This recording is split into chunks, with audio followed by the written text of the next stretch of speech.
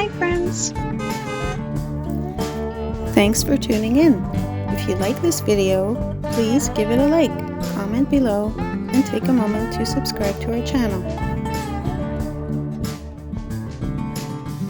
Florida Street is one of Baton Rouge's most historically important and heavily used east-west corridors. Florida Street emerged in the 19th century as the city expanded away from the Mississippi River, connecting downtown Baton Rouge to surrounding neighborhoods and rural areas beyond. Over time, it became a major commercial artery, lined with shops, theaters, churches, and civic institutions that served a growing population. In the early 20th century, Florida Street reflected Baton Rouge's transition into a modern city, carrying streetcars and later automobiles that tied together residential districts and business centers. Thank you very much. The corridor played a significant role during the Civil Rights era.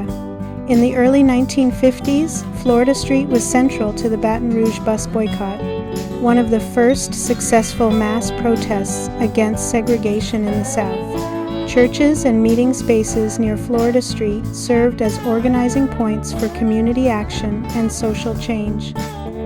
In the decades that followed, highway construction and suburban growth shifted activity away from parts of the corridor, leading to periods of decline.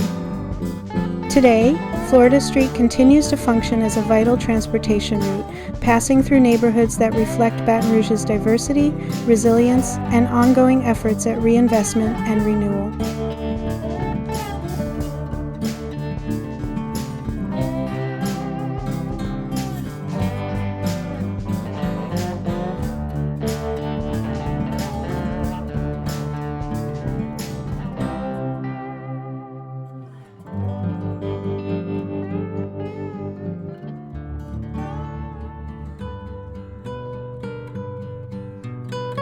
Thanks for watching!